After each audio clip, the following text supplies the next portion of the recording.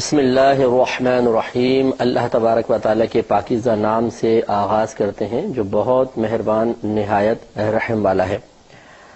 جیسے کہ آپ کو معلوم ہے کہ ہمارا یہ پروگرام بخاری شریف کے دروس پر مشتمل ایک مفید پروگرام ہے۔ اس میں ہم حتی الامکان عربی متن بخاری شریف کی حدیثوں کا عربی متن ذکر کرتے ہیں، پھر اس کا ترجمہ، اور پھر اس حدیث سے جو کچھ حاصل ہو رہا ہوتا ہے اس پر روشنی ڈالنے کی کوشش کی جاتی ہے۔ اور حتی الامکان کوشش یہ ہوتی ہے کہ مستند تفاسیر کی، مستند شروحات کی روشنی میں نبی کریم صلی اللہ علیہ وسلم کے کلام کی توضیح و تشریح آپ کی خدمت میں پیش کی جائے، تاکہ فہم حدیث میں ہم سب کا اضافہ ہو اور ہم حدیث کے قریب آئیں، نبی کریم صلی اللہ علیہ وسلم کے فرامین عالی شان سے براہ راست استفادہ کرنے کی سعادت حاصل ہو، اور کلام مصطفیٰ صلی اللہ علیہ وسلم میں اللہ تبارک و تعالی نے جو برکات پوشیدہ فرمائی ہیں ہم سب اس سے وافر مقدار میں حصہ حاصل کریں۔ پچھلے پروگرام میں نے آپ کی خدمت میں حدیث نمبر 24 عرض کی تھی، جس میں نبی کریم صلی اللہ علیہ وسلم نے ارشاد فرمایا تھا کہ اللہ یعنی فرمان آپ کا ذکر کیا گیا تھا کہ اللہ تبارک و تعالی نے مجھے حکم دیا کہ میں لوگوں سے قتال کرتا رہوں، یعنی جنگ کرتا رہوں، حتیٰ کہ وہ گواہی دیں کہ اللہ تبارک و تعالی کے علاوہ کوئی معبود نہیں اور محمد صلی اللہ علیہ وسلم اللہ کے رسول ہیں، اور وہ نماز قائم کریں، زکوٰۃ ادا کریں۔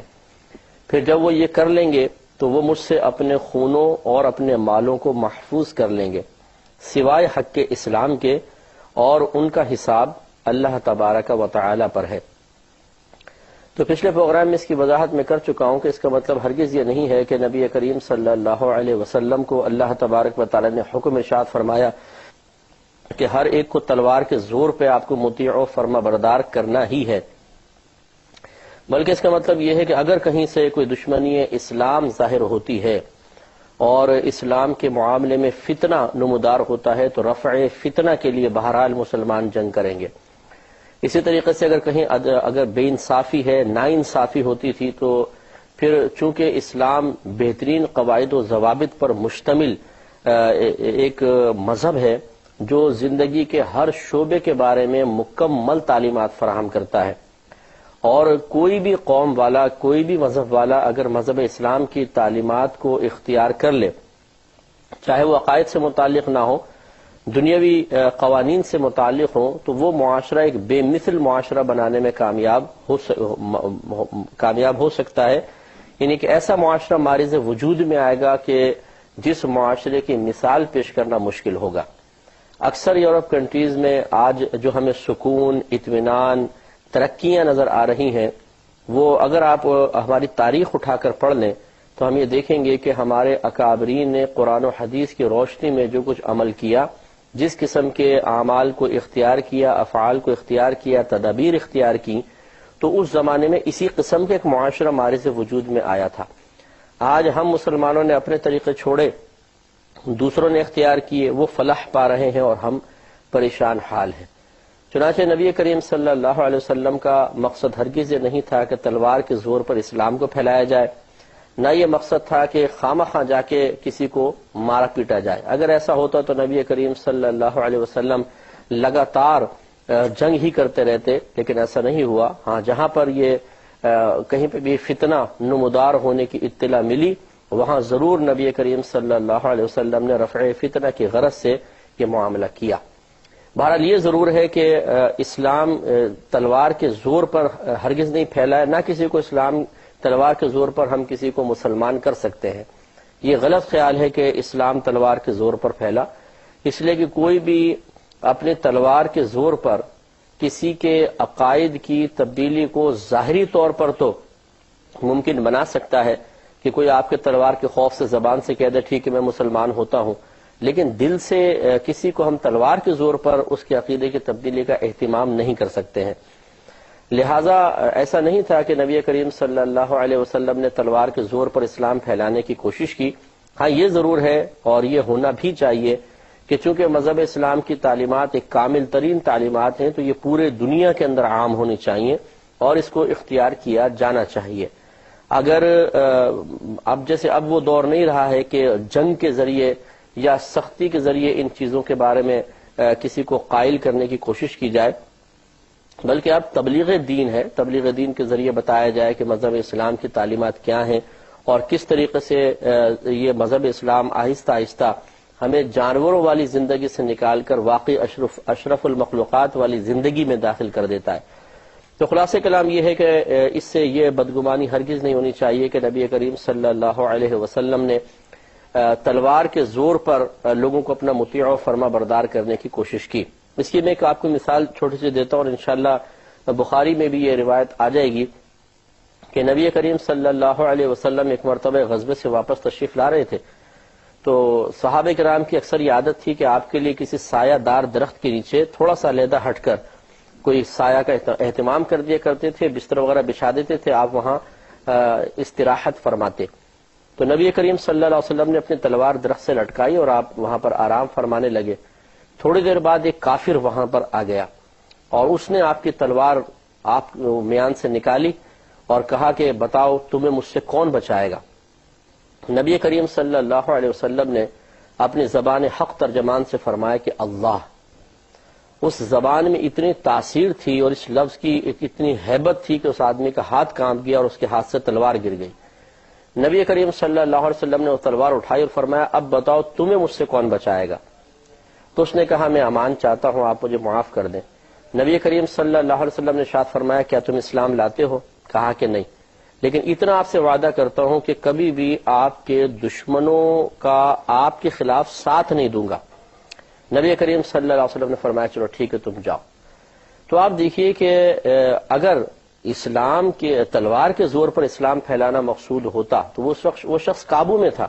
نبی کریم صلی اللہ علیہ وسلم زبردستی بھی فرما سکتے تھے، لیکن نہیں۔ تو اصل میں ہمارا مقصود، اسلام کا مقصود یہ رہا ہے کہ اسلامی قوانین کو نافذ کر دیا جائے،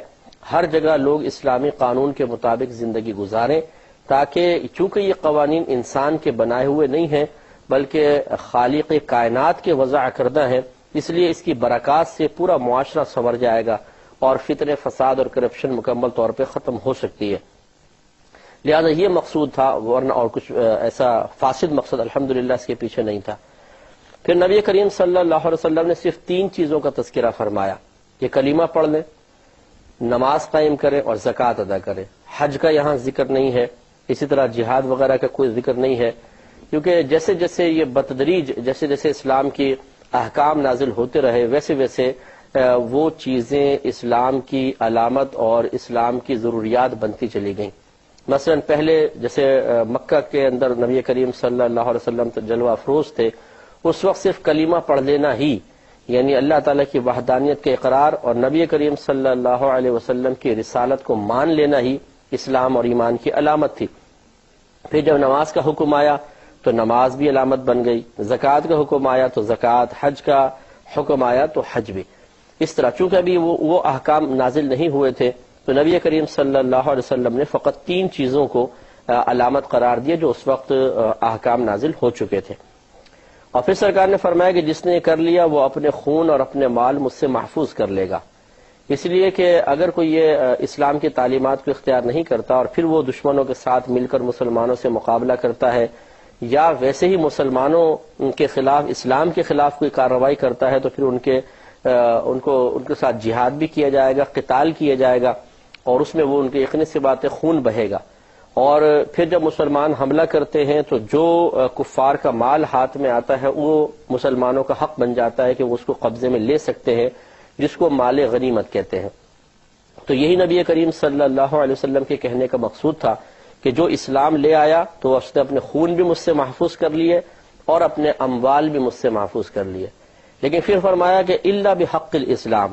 مگر حق اسلام کے سبب، یعنی اگر اسلام کا حق ہوگا تو پھر ہم تمہارے مال بھی لیں گے اور تمہارے خون بھی بہائے جائیں گے۔ مثلا ایک مسلمان ہے، اب پہلے دور میں ایسی ہوتا تھا کہ ایک حاکم اسلام جو ہوتے تھے وہ عموماً اپنے عمال کو بھیجا کرتے تھے، عامل کی جمع عمال ہے، اور عامل اسے کہا کرتے تھے کہ جو لوگوں سے زکوٰۃ وصول کرتا تھا۔ تو جب زکوٰۃ کا حکم نازل ہوا تو پھر نبی کریم صلی اللہ علیہ وسلم بعض اوقات دور دراز علاقوں کے اندر جو مسلمان ہوتے تھے ان کے پاس اپنے عمال کو بھیجتے تھے، اور وہ ان سے زکوٰۃ کا مال وصول کر کے سرکار صلی اللہ علیہ وسلم کی بارگاہ میں پہنچاتے تھے۔ تو یہ کہنا مقصود ہے کہ مسلمان ہو جانے کے بعد تمہارے مال ہم سے محفوظ رہیں گے، لیکن جو حق اسلام ہو، یعنی اگر اسلام کسی جگہ مال خرچ کرنے کا حکم دے تو وہ تو بہرحال تم سے لیا ہی جائے گا، جیسے زکوٰۃ۔ اور آج کل کے دور میں جیسے زکوٰۃ ہے، فطرہ ہے، قربانی کے معاملات ہیں یا حج میں خرچے کے معاملات ہیں، یہ سب حق اسلام ہے، اس میں تو مال کو خرچ کرنا ہی ہوگا۔ اور اسی طرح خون بہانے کا مسئلہ، مثال کے طور پہ ایک مسلمان دوسرے مسلمان کو قتل کر دیتا ہے، اور قتل بھی ارادتن کرتا ہے، جان بوجھ کے کرتا ہے، عمدن کرتا ہے، اور ایسے آلے سے کرتا ہے کہ جس سے عموماً سامنے والی کی جان چلی جائے، جیسے گن سے فائر کر دینا اور قتل کا ارادہ بھی ہو، یا چاقو تلوار سے مارنا، تو انہیں آلات جارحہ کہتے ہیں۔ تو آلہ جارحہ سے اگر کسی مسلمان کو مارا جائے اور ارادہ بھی قتل کا ہو تو اس کو کہتے ہیں قتل عمد۔ اور قتل عمد میں ایسے ہی ہوتا ہے کہ جان کے بدلے جان، جس کو قصاص سے تعبیر کرتے ہیں۔ تو یہ نبی کریم صلی اللہ علیہ وسلم کا ایک فرمان علی شان کا مقصود تھا کہ تمہارے جان تو ہم سے محفوظ ہو جائے گی جب مسلمان ہو جاؤ گے، لیکن اگر حق اسلام کی باری آئے گی تو بہرحال مسلمان ہو جانے کے باوجود بھی تمہاری جان لی جائے گی، جیسے اگر تم مسلمان ہو کر کسی دوسرے مسلمان بھائی کو قتل عمد کے ذریعے مار دو گے تو پھر تمہیں مارا جائے گا۔